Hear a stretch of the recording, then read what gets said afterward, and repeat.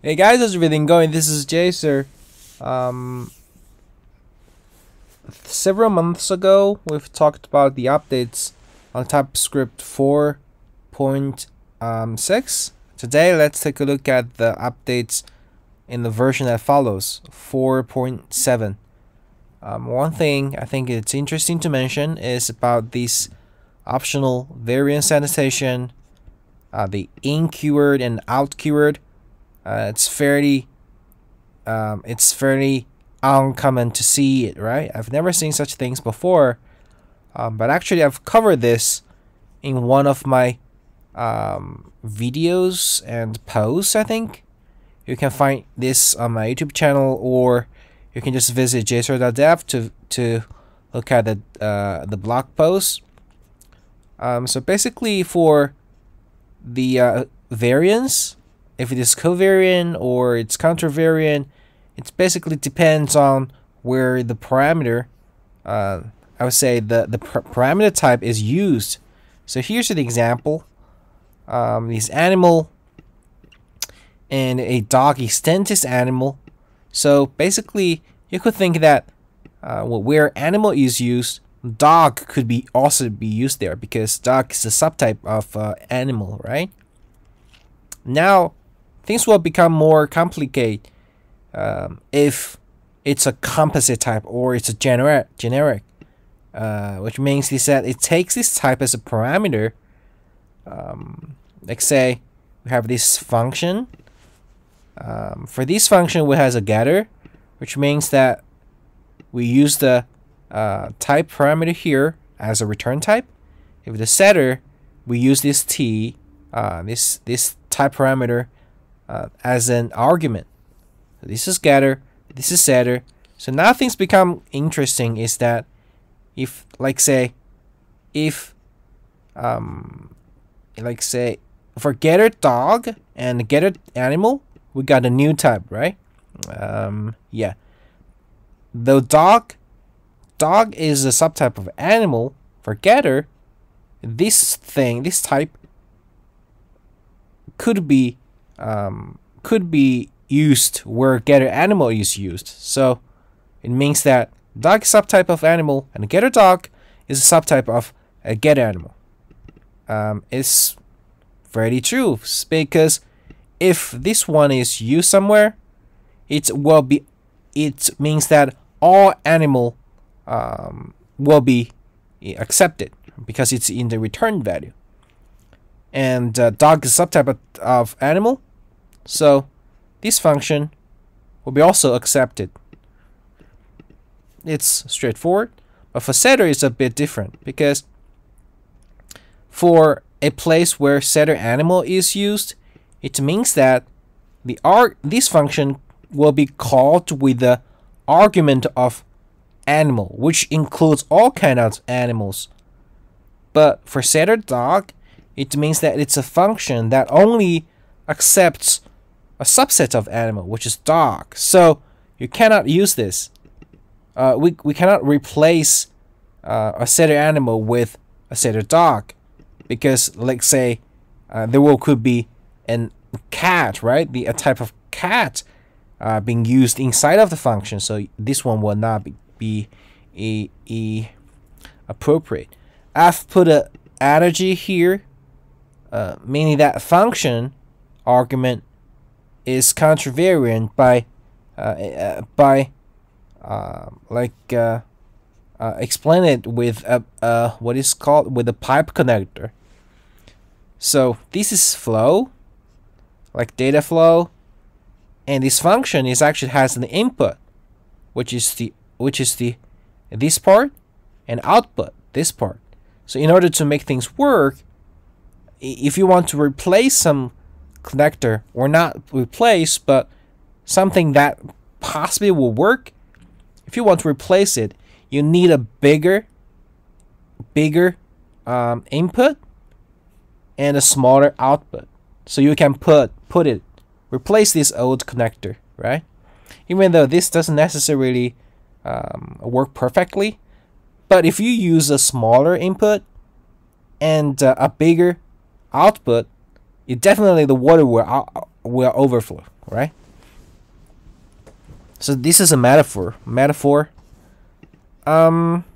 Yep. So this is the we can see from this example here as well, is that if the return value of a function is covariant, but the argument of a function it's contravariant. So TypeScript in 4.7 has introduced these new keywords called in and out.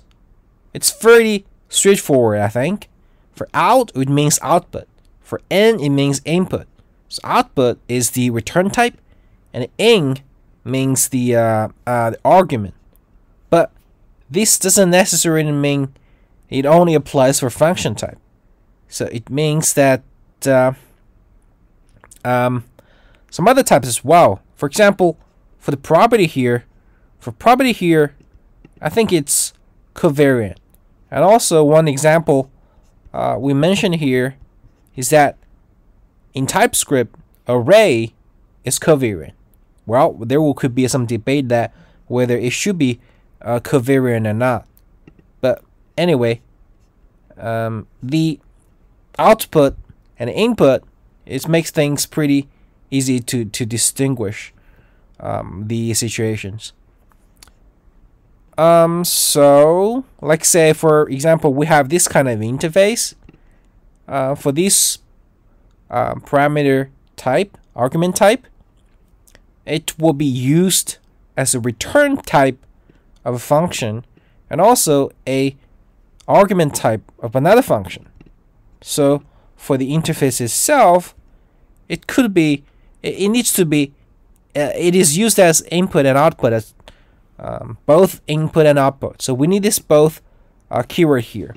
So this will make this whole interface invariant, meaning it will not be able to assign, replace it with some other supertype or subtype. So if we put this piece of code in the in TypeScript environment, it will warn us with an error. Say, yeah, if you use this keyword, you need to use it both. If you don't use them, I think they will be fine. And the TypeScript engine will be clever enough to derive that is actually this is invariant. So we actually don't need the in and out for this specific case. Why it's useful is that this part is interesting, is that for some complex type, it is not very easy to understand whether it's covariant or or contravariant, because the TypeScript, it's like it is always try to derive the type, right? And there could be some circular references, like for this example, for foo here, it use bar, and for bar you use bass, for bass use foo again. So wow, it's kind of difficult to understand. I don't understand whether it's covariant or not. I can just guess that T is used here, so obviously it's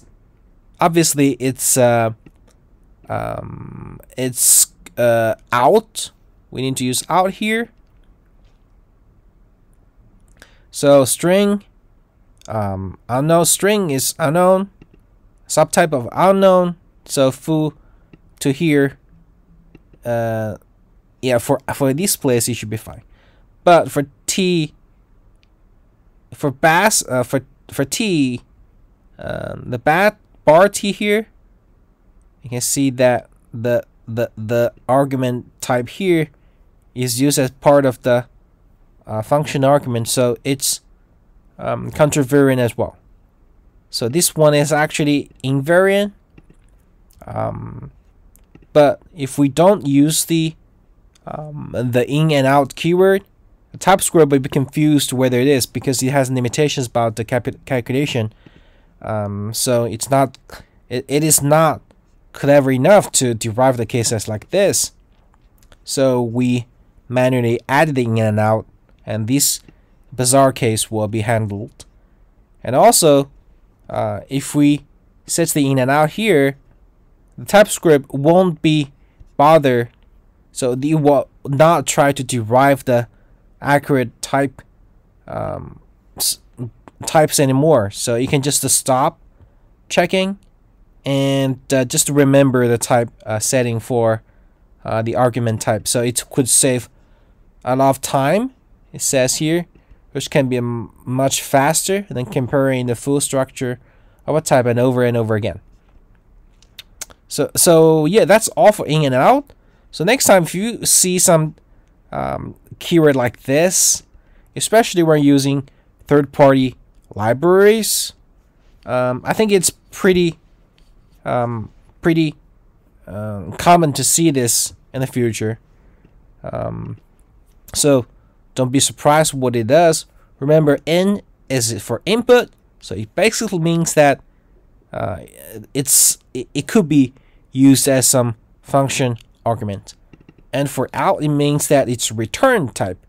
It could be used as a return type of function or some other places. So basically, for most of the cases, it should be out, I think.